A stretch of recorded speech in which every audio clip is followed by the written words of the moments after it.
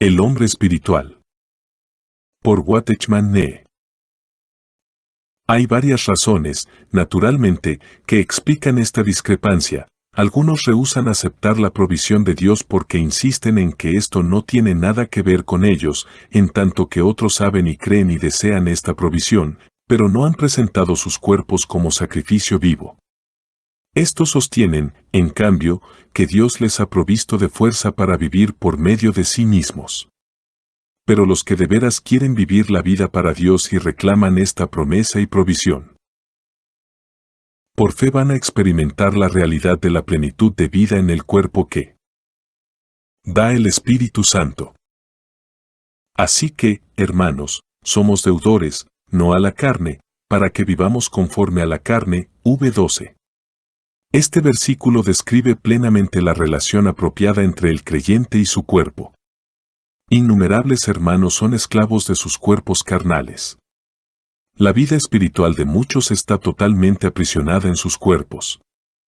Existen como dos personas diferentes. Cuando se retiran a su hombre interior tienen el sentimiento de ser espirituales, estar cerca de Dios y poseer vida en abundancia, pero cuando viven en la carne externa se sienten caídos, carnales y distantes de Dios debido a que obedecen a sus cuerpos. Su cuerpo pasa a ser una carga pesada para ellos. Un poco de desazón física puede alterar su vida. Una ligera enfermedad o dolor va a perturbarlos e inundar su corazón de amor y compadecimiento de sí mismos. Bajo estas circunstancias es imposible seguir un curso espiritual.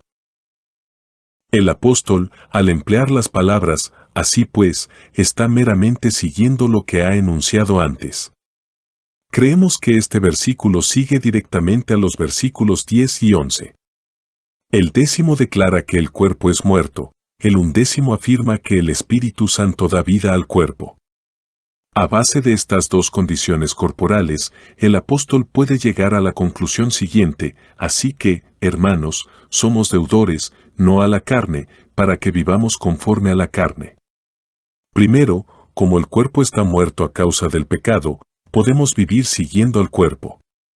El hacerlo sería cometer pecado.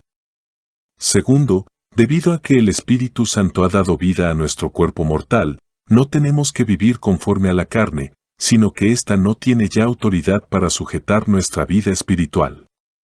Por esta provisión del Espíritu de Dios nuestra vida interior es competente para tomar el mando del armazón externo sin interferencia alguna.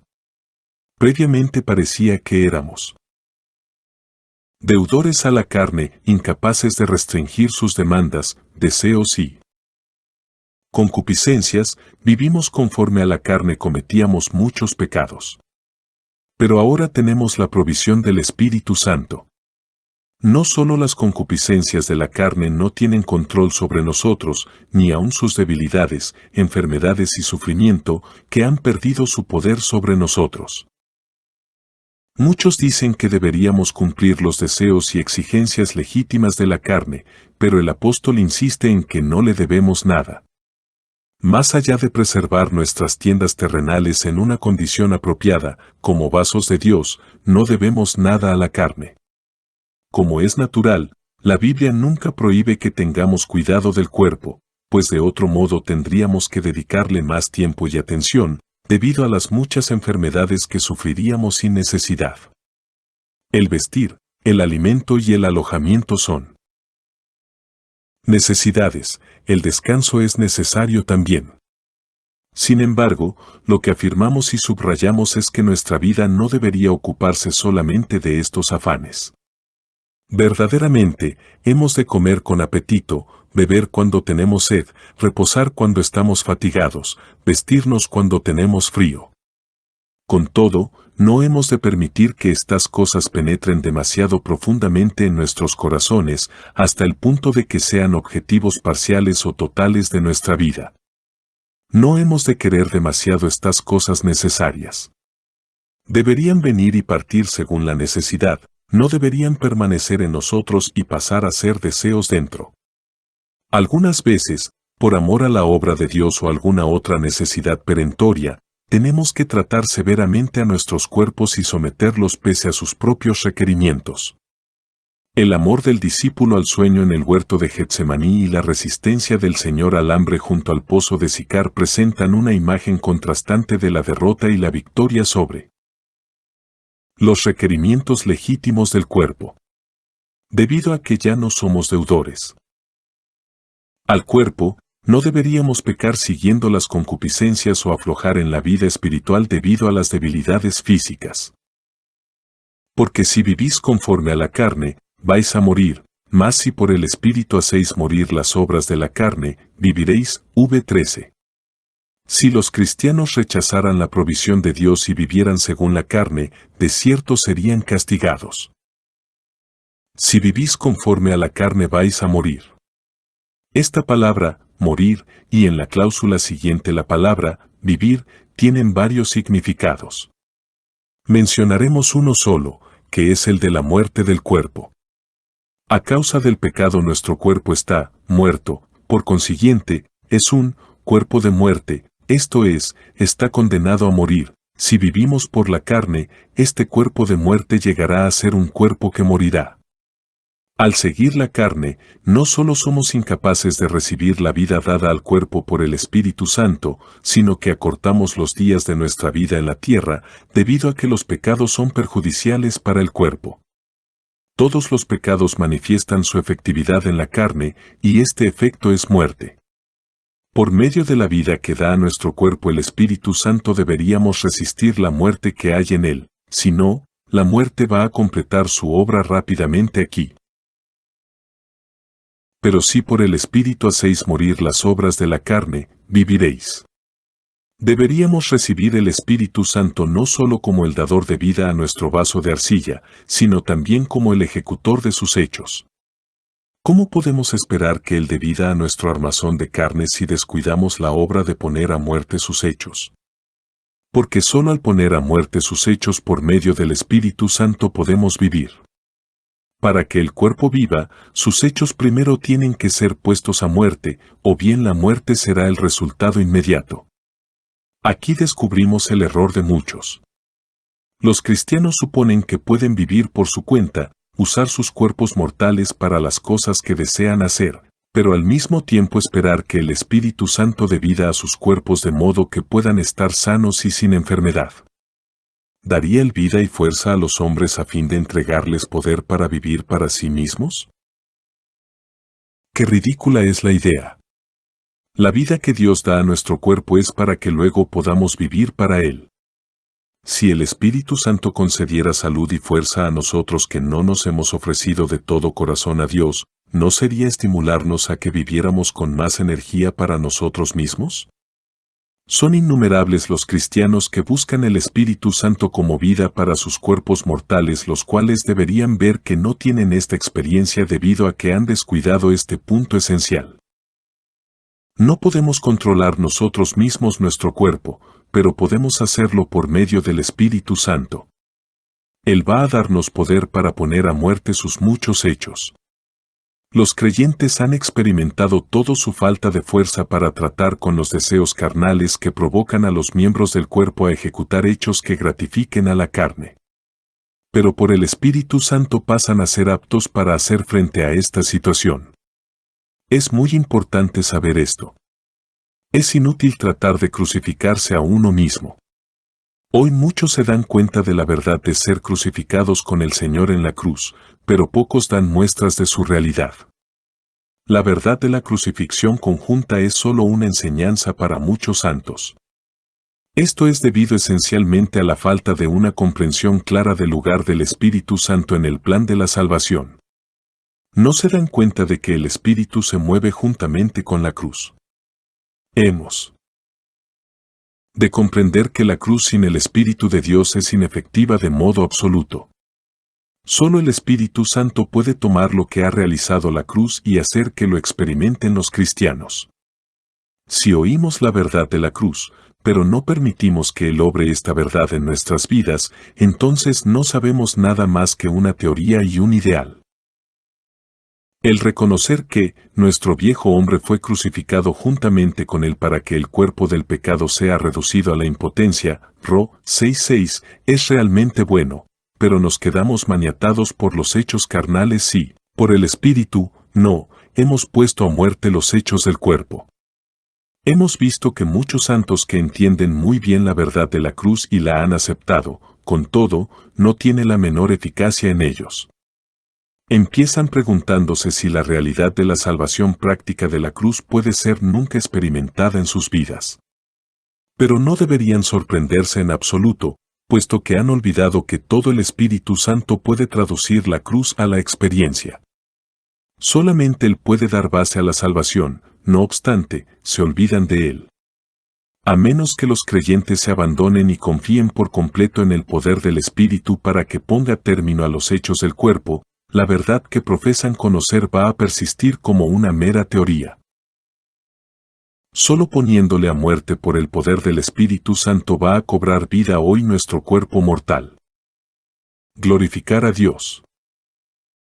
El pasaje de 1 Corintios 6, 12-20 añade luz a esta cuestión del cuerpo del creyente. Consideremos este pasaje versículo tras versículo. Todas las cosas me son lícitas, pero no todas me son provechosas. Todas las cosas me son lícitas, mas yo no me dejaré dominar de ninguna. V12. Como se ve por los versículos siguientes, el apóstol Pablo está aquí escribiendo sobre el cuerpo. Él juzga todas las cosas como lícitas porque, según la naturaleza, toda demanda del cuerpo, como comer, beber o actividad sexual, es natural, razonable y legítima. V13. Con todo, más adelante juzga que no todas ellas son necesariamente útiles, ni deberían esclavizar al hombre. En otras palabras, según la existencia natural del hombre, el cristiano puede permitirse hacer muchas cosas con su cuerpo, pero como uno que además pertenece a Dios, no puede hacer estas cosas para la gloria de Dios. Los alimentos son para el vientre, y el vientre para los alimentos, pero tanto al uno como a los otros los inutilizará Dios. Pero el cuerpo no es para la fornicación, sino para el Señor, y el Señor para el cuerpo. V13. La primera mitad de este versículo corresponde a la primera mitad del versículo precedente. El alimento es legítimo, pero como el alimento y el vientre van a ser destruidos finalmente, ni uno ni otro es eternamente útil. La segunda mitad del versículo corresponde a la segunda mitad del versículo precedente también. El cristiano es capaz de elevarse por completo por encima del impulso del sexo y ceder su cuerpo totalmente al Señor. El cuerpo es para el Señor. Esta es una palabra de enorme importancia. Pablo está hablándonos primero del tema del alimento. En cuestión de comer y beber, el cristiano tiene la oportunidad de probar en la práctica que el cuerpo es para el Señor. El hombre originalmente cayó sobre este mismo punto del alimento. El Señor Jesús fue tentado en el desierto sobre la misma cuestión. Numerosos cristianos no saben cómo glorificar a Dios en el comer y el beber. No comen y beben simplemente para mantener sus cuerpos aptos para el uso del Señor, sino que se permiten satisfacer sus deseos personales. Deberíamos comprender que el cuerpo es para el Señor y no para nosotros, de ahí que debiéramos abstenernos de usarlo para nuestro placer. El alimento no debería estorbar nuestra comunión con Dios, puesto que ha de ser tomado simplemente para preservar el cuerpo en salud. El apóstol menciona también el tema de la inmoralidad. Este es un pecado que contamina al cuerpo, infringe directamente el principio de que el cuerpo es para el Señor. La inmoralidad, aquí, incluye no solo la liviandad fuera del matrimonio, sino asimismo el exceso de indulgencia dentro del matrimonio. El cuerpo es para el Señor, totalmente para el Señor, no para uno mismo. Así la licencia en la relación sexual legítima está prohibida igualmente. El intento del apóstol Pablo en este pasaje es mostrarnos que todo exceso de la carne debe ser opuesto del todo. El cuerpo es para el Señor, solo el Señor puede usarlo. La indulgencia de alguna parte solo para gratificación personal no le es agradable a Dios. Como no sea en calidad de instrumento de justicia, el cuerpo no ha de ser usado en ninguna otra forma. El cuerpo, como el ser entero, no puede servir a dos señores. Aún en una cosa del carácter del alimento y el sexo, el cuerpo no debe ocuparse de ellos de modo exclusivo para llenar las necesidades. En tanto que las necesidades requieren satisfacción, el cuerpo, a pesar de todo, es para el Señor y no para el alimento o el sexo. Hoy en día muchos cristianos aspiran a la santificación de su espíritu y alma, sin apreciar plenamente hasta qué punto la santificación en estas áreas depende de la santificación del cuerpo. Se olvidan de que, a menos que todas las respuestas nerviosas, las sensaciones, las acciones o conducta, el obrar, el alimento y el habla que pertenecen al cuerpo sean totalmente para el Señor, no pueden llegar nunca a la perfección. El cuerpo es para el Señor. Esto significa que aunque la carne exterior pertenece al Señor, es confiada al hombre para que la mantenga para Dios. Qué pocos son los que saben y practican esta verdad. Muchos santos hoy se ven afectados por la enfermedad, debilidades y sufrimiento. Dios los disciplina para que puedan presentar sus cuerpos a Él como sacrificio vivo. Serían sanados si se dieran sus cuerpos por completo a Dios. Dios quiere que sepan que el cuerpo es para el Señor, no para ellos mismos. Si continúan viviendo según sus deseos, verán que la mano de Dios permanece sobre ellos. Todos los que están enfermos deberían aplicar estas palabras seriamente a su corazón. Y el Señor para el cuerpo, es esta una afirmación maravillosa. Generalmente pensamos que el Señor está salvando solo nuestro espíritu y nuestra alma, pero aquí se nos dice que el Señor es para el cuerpo.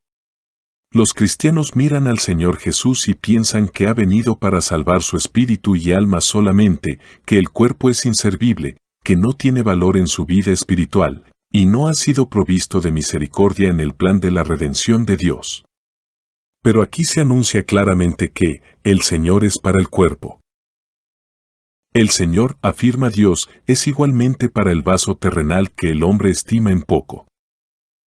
¿Por qué pasan por alto los creyentes sus armazones de carne? Es debido a que miran erróneamente al Señor Jesús como que les ha salvado meramente de sus pecados y no también de la enfermedad de su cuerpo. De ahí que no solo recurran a métodos humanos para la cura de sus debilidades y enfermedades físicas.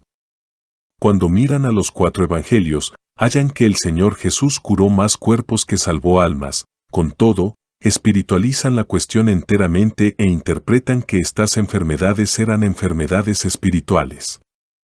Puede que concedan que el Señor Jesús curó enfermedades físicas cuando estaba en la tierra, pero creen también que Él cura solo enfermedades espirituales hoy. Están dispuestos a entregar sus males espirituales al Señor para ser curados de ellos, pero dan por sentado que tienen que ir a otra parte para sus males físicos, y llegan a la conclusión de que el Señor no tiene nada que ver con ellos. Se olvidan de que Jesucristo es el mismo, ayer, hoy y por los siglos. 13:8. Entre los santos es corriente hoy asumir la actitud de que Dios, al parecer, no ha hecho provisión para el cuerpo. Limitan la redención de Cristo al espíritu y al alma y descartan al cuerpo por completo. Pasan por alto los hechos de que el Señor Jesús curó enfermedades físicas en su día y que los apóstoles siguieron experimentando este poder para curar en su día. No dan otra explicación para su actitud que el mero hecho de su incredulidad. La palabra de Dios, sin embargo, declara que el Señor es también para el cuerpo. Esto se refiere a lo que se ha dicho antes. Nuestro cuerpo es para el Señor y, simultáneamente, el Señor es para nuestro cuerpo también. Vemos en esto la relación conjunta de Dios y el hombre. Dios se entrega a nosotros por completo para que nosotros podamos ofrecernos por completo a Él. Al ofrecernos a Él, Él de nuevo se dará a nosotros, según la medida de nuestra entrega. El Señor quiere que sepamos que Él ha dado su cuerpo por nosotros, quiere también que sepamos que si nuestro cuerpo es de modo genuino para Él, experimentaremos que Él es para el cuerpo.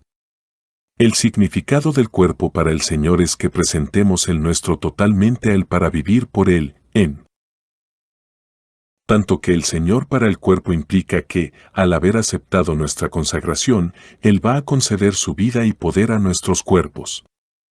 Él va a cuidar, preservar y nutrir nuestro armazón físico. Para el que se da cuenta de sus debilidades, impureza, pecaminosidad y mortalidad, parece imposible casi que el Señor sea también para el cuerpo. Esto lo comprenderemos, sin embargo, si contemplamos el plan de la salvación de Dios. Cuando el Señor Jesús nació, el Verbo se hizo carne. Poseía un cuerpo. Cuando estaba en la cruz, llevó él mismo nuestros pecados sobre su cuerpo en el madero, 1 P 2:24. Unidos a él por la fe, nuestros cuerpos fueron crucificados con él también, y así él nos ha librado del poder del pecado. En Cristo esta tienda carnal nuestra ha sido resucitada y ha ascendido al cielo. El Espíritu Santo está ahora residiendo en nosotros. Podemos decir, pues, que el Señor es para nuestro cuerpo, no solo para nuestro espíritu y alma, también para nuestro cuerpo. La idea del Señor para el cuerpo abarca diversos significados. 1. Transmite la idea de que el Señor librará el cuerpo de pecado. Casi cada pecado está algo relacionado con él. Muchos pecados surgen por causas especiales fisiológicas.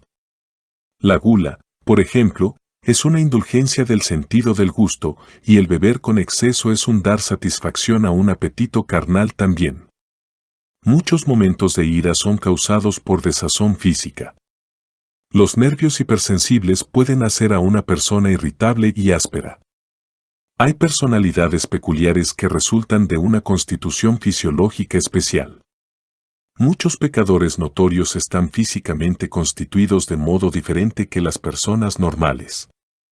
Incluso así, con todas estas manifestaciones, el Señor es todavía para el cuerpo. Si ofrecemos el nuestro a Él, y le reconocemos como Señor de todo y reclamamos su promesa por fe, veremos que el Señor puede librarnos de nosotros mismos. Al margen de nuestra constitución fisiológica, incluso afectados por debilidades especiales. Podemos vencer nuestros pecados por medio del Señor. 2. El Señor es además para nuestros males físicos. Así como Él destruye el pecado, también cura las enfermedades físicas. Él es para toda cuestión relacionada con nuestro cuerpo. Él, por consiguiente, es para nuestras enfermedades también.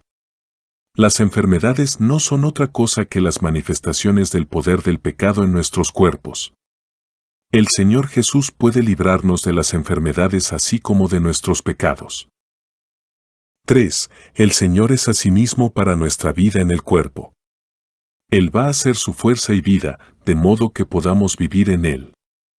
Él desea que experimentemos en nuestro andar diario el poder de su resurrección a fin de que nuestro cuerpo también pueda vivir por Él. 4. El Señor es igualmente para la glorificación del cuerpo. Esto pertenece al futuro. Hoy alcanzamos grandes alturas y andamos con Él, con todo, esto no cambia la naturaleza de nuestro cuerpo. Pero vendrá un día en que el Señor redimirá el cuerpo y lo transformará de este estado de humillación a la semejanza de su glorioso cuerpo. Hemos de subrayar la significación del cuerpo como siendo para el Señor. Si anhelamos la experiencia del Señor, para el cuerpo, primero hemos de practicar el cuerpo para el Señor. Es imposible experimentar el Señor para el cuerpo si nosotros usamos nuestro cuerpo en conformidad con nuestros deseos y para nuestro placer en vez de presentarlo para vivir enteramente para el Señor. En cambio, si nos entregamos por completo a Dios y cedemos nuestros miembros como instrumentos de justicia y nos conducimos en todas las cosas en conformidad con el orden de Dios, con toda seguridad Él nos concederá su vida y su poder. Y Dios, que levantó al Señor, también a nosotros nos levantará mediante su poder. V 14. Esto es para explicar la última cláusula del versículo precedente, que el Señor es para el cuerpo. La resurrección del Señor será, por tanto, corporal también. Como Dios ha levantado el cuerpo del Señor Jesús, así levantará el nuestro de los muertos. Estos dos hechos son igualmente ciertos. De modo que es así que el Señor es para nuestro cuerpo, Él nos levantará con su poder. Es algo todavía futuro, sin embargo, hoy podemos tener un anticipo del poder de su resurrección. ¿No sabéis que vuestros cuerpos son miembros de Cristo? Quitaré, pues, los miembros de Cristo y los haré miembros de una ramera. De ningún modo. V15. La primera pregunta está presentada de una forma especial. En otros lugares, como en 1 Corintios 12:27, meramente afirma, vosotros sois el cuerpo de Cristo e individualmente miembros de Él, pero solo en este pasaje dice, vuestros cuerpos son miembros de Cristo. Todo nuestro ser es verdaderamente un miembro de Cristo. ¿Por qué, pues, es especificado aquí el cuerpo? Naturalmente, suponemos que nuestra vida espiritual es un miembro de Cristo porque no es espiritual. Pero ¿cómo puede este armazón corporal ser considerado un miembro de Cristo? Estamos verdaderamente presenciando una verdad en extremo maravillosa. Hemos de entender nuestra unión con Cristo. Dios no mira a los cristianos individualmente, los incluye juntos con su vista de Cristo. Ningún cristiano puede existir fuera de Cristo, porque su fuerza diaria para vivir es suplida por Él. Para Dios, la unión de los creyentes con Cristo es ya una realidad clara y definida. El cuerpo de Cristo no es solo un término espiritual, es un hecho verdadero. Tal como el cuerpo físico está unido a una cabeza, así los creyentes están unidos a Cristo. A los ojos de Dios, nuestra unión con Cristo es perfecta, ilimitada y absoluta. Para decirlo de otra manera, nuestros espíritus se unen al Espíritu de Cristo, lo más importante de todo, nuestras almas se unen con el alma de Cristo, la unión de las voluntades, la unión de los afectos y la unión de las mentes, y nuestros cuerpos se unen con el cuerpo de Cristo. Si nuestra unión con Cristo es completa, ¿cómo puede la parte corpórea de nuestro cuerpo quedar excluida? Si somos miembros de Cristo, nuestros cuerpos son también miembros de Cristo. Sin duda, la unión perfecta no se realizará hasta el momento de la resurrección futura. Así y todo, nuestra unión con Cristo es una verdad ya en el momento presente. Esta enseñanza es vital, porque ¿qué consuelo tenemos cuando sabemos que el cuerpo de Cristo es para nuestros cuerpos? Todas las verdades pueden ser experimentadas. ¿Tenemos algún defecto físico, enfermedad, sufrimiento o debilidad? Recordemos, el cuerpo de Cristo es para nuestros cuerpos. Nuestros cuerpos están unidos al suyo, en consonancia, podemos sacar vida y fuerza de su cuerpo para suplir las necesidades físicas del nuestro. Todo el que tiene defectos corporales debe permanecer en esta unión con Cristo por fe y sacar de sus recursos para sus necesidades corporales. El apóstol se maravilla de que los creyentes corintios pudieran desconocer una verdad tan clara. Si ellos hubieran captado verdaderamente esta enseñanza, habrían encontrado muchas experiencias espirituales, así como hecho caso de modo responsable de varias advertencias prácticas, tales como si estos cuerpos son miembros del cuerpo de Cristo, ¿podrían haberse atrevido a ser los miembros de una ramera? Porque el apóstol, al instante, pregunta, ¿no sabéis que el que se une con una ramera, es un solo cuerpo con ella? Porque dice, los dos vendrán a ser una sola carne, v16. Pablo desarrolla esta doctrina de la unión del modo más efectivo. El que se une con una ramera pasa a ser un cuerpo con ella, esto es, pasa a ser un miembro de la ramera. Un creyente ha sido unido con Cristo, por lo que es un miembro de Cristo. ¿A dónde va a dejar a Cristo si este miembro pasa a ser el miembro de una ramera? El apóstol prohíbe una cosa semejante. Pero el que se une al Señor, es un solo espíritu con Él, v17. En los versículos 15 al 17 podemos contemplar el misterio de la unión de nuestro cuerpo con Cristo. El pensamiento de este versículo 17 es que si el hombre une su cuerpo al de una ramera pasa a ser una carne y también un miembro de ella, por lo que ¿cómo pueden nuestros cuerpos no ser miembros de Cristo si estamos unidos con el Señor y somos un espíritu con Él? El juntarse con el cuerpo a una ramera va a efectuar la unión de los dos cuerpos, cuanto más los dos cuerpos pasarán a ser uno si nuestro ser entero está unido a Cristo. Pablo ve el primer paso al unirse con el Señor como pasar a ser un espíritu con Él. Esta es una unión en el espíritu. Pero no considera que el cuerpo del creyente sea algo no relacionado. Asamblea en Santo Domingo Este.